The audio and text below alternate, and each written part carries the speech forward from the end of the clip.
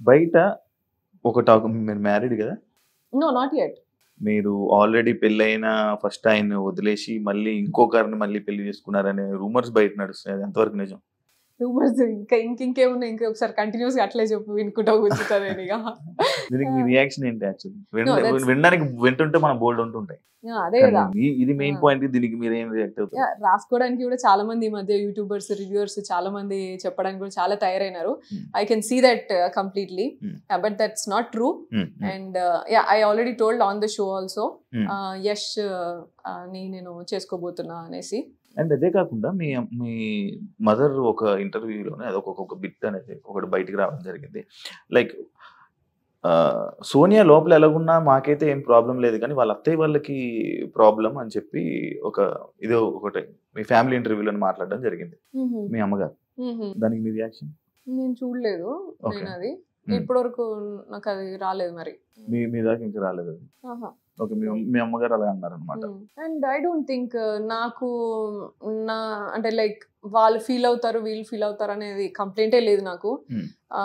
నా అంకుల్ ఎలా ఉంటారంటే, యష్ వాళ్ళ డాడీ ఎట్లుంటారంటే, లిటరలీ నేను బయటకు వచ్చిన తర్వాత లైక్ నాకన్నా ముందు కూడా నాకు అంకుల్ తెలుసు, ఆయన ఎంత రెస్పెక్ట్ ఇస్తారు, నన్ను ఎట్లా చూస్తారు అనేది నాకు తెలుసు.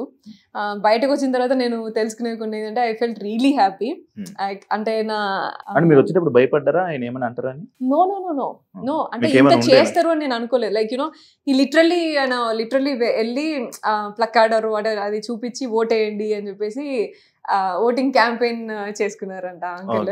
సో అది నాకు చాలా అంటే లైక్ ఎమోషనల్ అన్నట్టు. పట్టించుకుంటారా పబ్లిక్ టాక్స్ ని? మీరు పబ్లిక్ మాటల్ని, పబ్లిక్ కామెంట్స్ ని, ఎవరైనా ఏదైనా మాట్లాడితే వాటిని మీరు పట్టించుకుంటారా, హార్ట్ కి తీసుకుంటారా?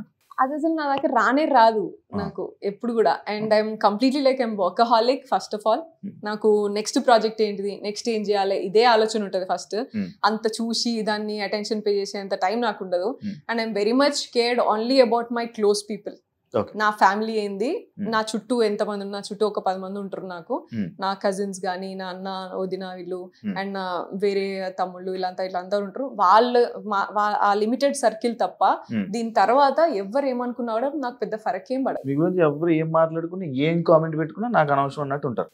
అంతే, రీచ్ కూడా. మరి బిగ్ బాస్ హౌస్ లో వేరే వాళ్ళు ఏదైనా అంటే మీరు ఎందుకు తీసుకోలేకపోయారు? అది ఒక కామెంట్ అనుకుని వదిలేచ్చు కదా. కంటెస్టెంట్స్ గానీ, యష్మి గానీ, విష్ణు గానీ, వీళ్ళు గానీ ఎవరైనా మిమ్మల్ని ఏదైనా అన్నా కూడా, జోక్స్ చేసినా కూడా, లేకపోతే ఏదైనా నాకు ఎందుకని వదిలేయచ్చు కదా, ఎందుకు పట్టించుకొని దాన్ని డిస్కషన్ పెట్టి కానీ, లేకపోతే గొడవ పడ్డం? అబ్సల్యూట్ గా వాళ్ళు ఏమన్నా నేను వదిలేసిన కాబట్టే 4 వారాలు ఉన్నా.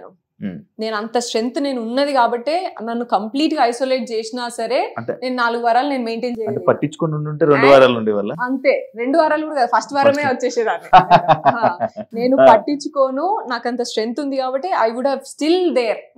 నాకు హౌస్ విషయంలో నాకు ప్రాబ్లమే లేకుండే.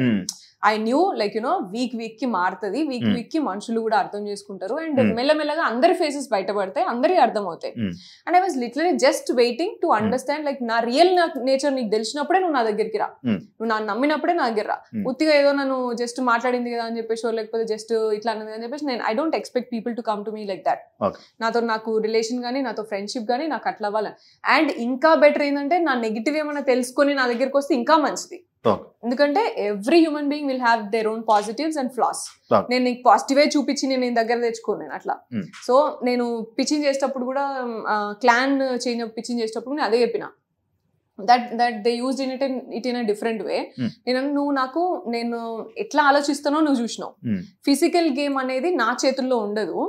అప్పుడు మనకి తిండి ఉండదు, ఎంత టైం వెయిట్ చేపిస్తారు, లక్, ఎనర్జీ, అప్పుడు ఆ టైంకి ఎవరేం ట్రిగ్గర్ చేస్తున్నారో, మూడ్, ఇవన్నిటిని బట్టి ఫిజికల్ టాస్క్ అనేది ఉంటుంది. కాబట్టి ఐ విల్ గివ్ 100%. కానీ ఫిజికల్ టాస్క్ నువ్వు ఆడగలుగుతా, నేను సూపర్ ఆడగలుగుతా, నేను గెలిచేసిస్తా అనేది నేను రాంగ్ ఎక్స్పెక్టేషన్స్ నీకు ఇయ్యా. సో ఈ బేస్ మీద నువ్వు తీసుకోవాలనుకుంటే మీరు తీసుకోండి నన్ను క్లాన్లకి అని మాట్లాడినా. And first week all the 3 people were like Sonia వస్తే సోనియా కోసమే తీసుకున్నారు, అంటే డెసిషన్స్ అయినాయి. Second week also like that. So third week నేను చేంజ్ చేసుకున్నా గేమ్ నేను చేంజ్ చేసుకున్నా ఎందుకు అంటే నేను చెప్పినా కదా మీకు ఇద్దరు ప్లేయర్ తో ఉండడమా మీకు గేమ్ చేంజ్? ఇద్దరు ప్లేయర్స్ అని కాదు, అంటే ఇద్దరు స్ట్రాంగ్ ప్లేయర్స్ తో ఉంటే ఓటింగ్ పడతదనా మీకు గేమ్ చేంజ్?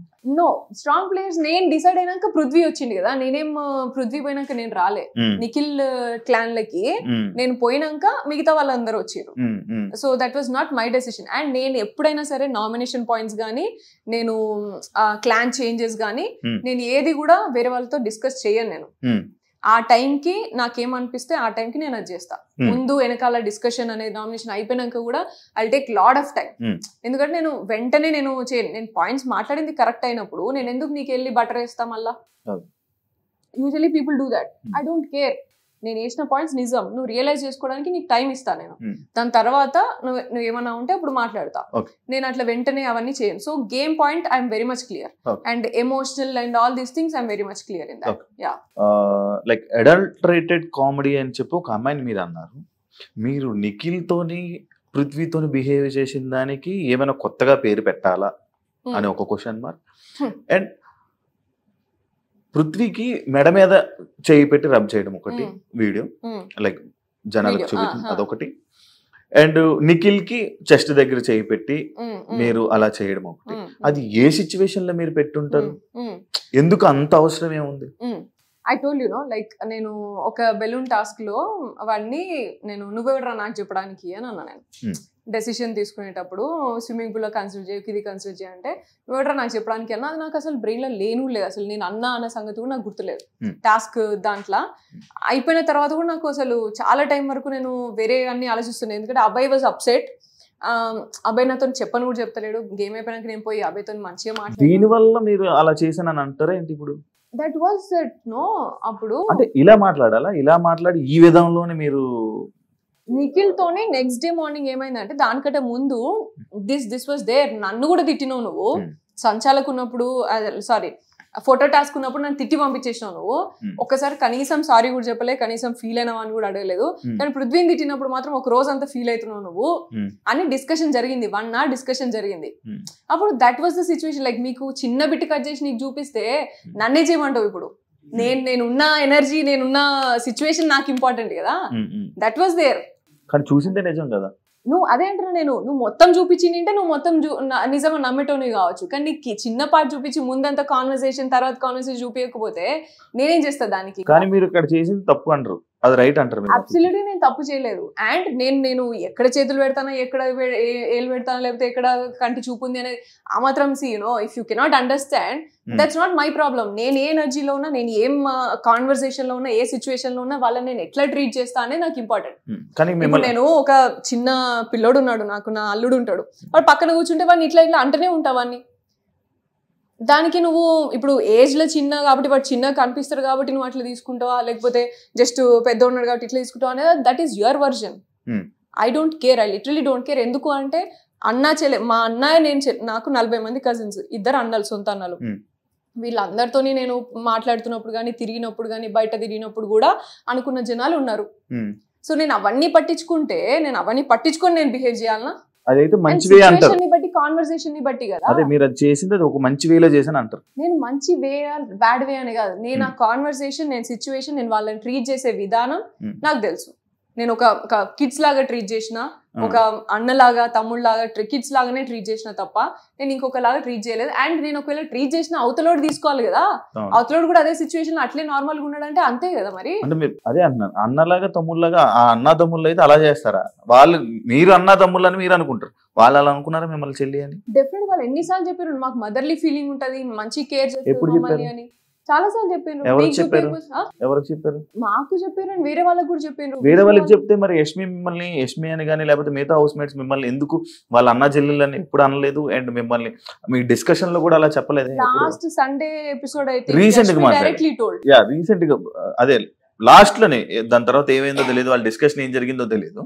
కానీ ఈ నామినేషన్ అయిపోయిన తర్వాత వచ్చిన డిస్కషన్ కదా ఇది, అన్న చెల్లెళ్ళు అని కానీ, లేకపోతే ఇది నామినేషన్ అయిన తర్వాత డిస్కషన్ వచ్చినప్పుడు అయితే మాట్లాడిన వాళ్ళు నా ఎదురుగా కూడా ఎప్పుడైనా సరే నువ్వు ఏదో పెద్దమ్మలాగా నానమ్మలాగా ట్రీట్ చేస్తావు వాళ్ళని ఊరికనే ఇలా అని మాట్లాడింది తప్ప నా ఎదురుగా నా వెనకాల ఏం మాట్లాడిననే నాకు తెలియదు Shiva. And I absolutely don't care about it. నేను చెప్పిన నా ముందు దమ్మున్నోడు ఎవడైనా నా ముందు వచ్చి మాట్లాడినప్పుడే నేను మాట్లాడతా ఏదైనా. సో వెనకాల జరిగినాయి అని నాకు అస్సలే ఫరక్ పడాయి. And that's what I'm telling about the negativity also. And నా ముందు నాకు మాట్లాడేటప్పుడు కూడా ఎవరైనా సరే Vishnu also told they have a great bonding, I'm grateful for that sir అని చెప్పేసి చెప్పింది సాటర్డే ఎపిసోడ్ లో. And Yashmi also declare that ఆమె ఒక బ్రదర్ అండ్ సిస్టర్ లాగా అడ్వైస్ ఇస్తుంది, కానీ వాళ్ళు ఎట్లా తీసుకుంటారు అనేది వాళ్ళ ఇష్టం సార్. అది దాన్ని హౌస్ మొత్తము రాంగ్ గా ఇంటర్ప్రెట్ చేసుకుంటున్నారు అని చెప్పింది. ఆమె క్లియరెన్స్ ఇచ్చింది. ఆబ్వియస్లీ అనుకుంటారు, ఎందుకంటే మీరు అబ్బాయిలతో ఉన్నారు, అమ్మాయిలతో ఏ అమ్మాయితో లేరే. నేను అబ్సల్యూట్ గా అందరు అమ్మాయిలతో, నైనికాతో ఉన్నా, నేను నార్మల్ మాట్లాడడం కాదు కదా ఉండడం అంటే. మాట్లాడడం అంటే నైనికాతో I share a good bond. ఇప్పుడు మనం ఇంతసేపు మనం డిస్కషన్ చేసాం, ఒక అమ్మాయితో మీ బాండింగ్ చెప్పారా? నువ్వు అడగలేదు, క్వశ్చన్ అడగలేదు. ఆల్రెడీ చెప్పారు నాకు సీతతో బాండింగ్ ఉంటుంది, మధ్యలో పోయింది కానీ చెప్పారు, కానీ ఇంకొకరు చెప్పలేదు. ప్రేరణ గురించి చెప్పిన, యష్మి గురించి చెప్పిన, ప్రేరణ గేమ్ గురించి చెప్పారు, ప్రేరణ గేమ్ గురించి చెప్పారు, ప్రేరణ వాస్ దేర్. ప్రేరణతో మంచిగా ఉండే, నేను క్లాన్ చేంజ్ అయినప్పటి నుంచి మాకు డిఫరెన్సెస్ వచ్చినాయి. అదే అన్న, అదే ప్రతి ఒక్క అమ్మాయితో డిఫరెన్సెస్ వచ్చాయి, కానీ నిఖిల్ పృథ్వీతో డిఫరెన్సెస్ లేవు కదా, వాళ్ళు కలిసే ఉన్నారు కదా, బరాబర్ ఉన్నాయి. ఎందుకు లేవు డిఫరెన్సెస్? వీళ్ళతో వెళ్ళి బతిమాలినట్టు వెళ్ళి ఆ అమ్మాయిలతో బతిమాలలేదు కదా, అమ్మాయిల దగ్గరికి వెళ్ళి బతిమాలలేదు కదా. లైక్ వీళ్ళకేమో ఇలా బుజ్జగించి వీళ్ళకి ఒక్కొక్కటి ఎక్స్ప్లెయిన్ చేశారు, పక్కన కూర్చోబెట్టుకుని ఒళ్ళో పడుకోబెట్టుకుని. బట్ అమ్మాయిలకి అలా చేయలేదే. ప్రేరణకి నీకు నేను ఎక్స్ప్లెనేషన్ ఇచ్చింది మీకు కనవలే కావచ్చు, మీరు చూసుకోలేదు. నేను ఎన్నోసార్లు ప్రేరణ దగ్గరికి వెళ్ళి I miss you Prerana, I miss you Prerana అని చెప్పేసి లిటరల్లీ ఒక 4 సార్లు అన్నా నేను పోయి. మేకప్ నాకు మామూలుగా సాటర్డే ఆమెనే రెడీ చేస్తుంది, అప్పుడు కూడా పోయి నేను I miss you so much Prerana, నాకు ఎందుకో నువ్వు తెలియదు నువ్వు ఎట్లానో అని చెప్పేసి కూడా అన్నా. అండ్ యష్మితో కూడా మాట్లాడా నేను ఈ విషయం. ప్రేరణ ఎందుకు అట్లా గిచ్చికాయ పెట్టుకుంటాను నువ్వుకే ప్రతిదానికి, చిన్న విషయానికి పొద్దున్న నుంచి అని. గిచ్చికాయం అంటే లైక్ ఏదో ఒకటి ఇట్లా అనడం అన్నట్టు, ఇట్లా అది జనరల్ గా యూజ్ చేస్తాం తెలంగాణలో, మామూలుగా వాడతాము. షీస్ లైక్ క్లాన్ చేంజ్ అయినప్పటి నుంచి ఇలా నేను టీ పెట్టుకుంటున్నప్పుడు కూడా టైమింగ్ ఇస్తారు, మాకు టైం ఉన్నది మీకు తెలుసు కదా, టైమర్. సో ఆ టైమర్ ప్రకారం పెట్టుకుంటున్నప్పుడు మా టైం మాకు రన్ అవుతుంది, తొందరగా పెట్టుకోండి ఇంకెంతసేపు ఇట్లా అని అంటున్నాయి. ఎందుకు మాకు ప్రెషర్ అవుతుంది, ఇచ్చిన టైంలో ఆల్రెడీ మేము ఫినిష్ చేయాలా, టీ పెట్టుకోవాలా, తక్కువ టైంలో ప్రెషర్ అవుతుంది కదా ప్రేరణ, పోయి కూర్చో అని చెప్పేసి అన్నా. తీసుకోకు ప్రెషర్ అయితే అని చెప్పేసి అన్నా. సో అట్లాంటి చిన్న చిన్న విషయాలలో, అండ్ ట్రే దగ్గర ఏదో చిన్న విషయాలలో గొడవ పెట్టుకుంటున్నప్పుడు నేను అన్నా. And also I went and said sorry to Seethu, and ప్రేరణని హక్ చేసుకుని ఐ మిస్ యూ ప్రేరణ అని చెప్పేసి చాలాసార్లు అన్నా. అండ్ టాస్క్ లో మాట్లాడుతున్నప్పుడు కూడా ఆమెను ఎంకరేజ్ చేసిన, తాళీ టాస్క్ అప్పుడు కూడా ఆమె వచ్చి నాతో మళ్ళీ మంచిగా మాట్లాడింది. ఇవన్నీ మీకు చూపించకపోతే నన్ను ఏం చేయమంటావు Shivu? I had good journey, that's what I'm telling. With everybody I had a good journey.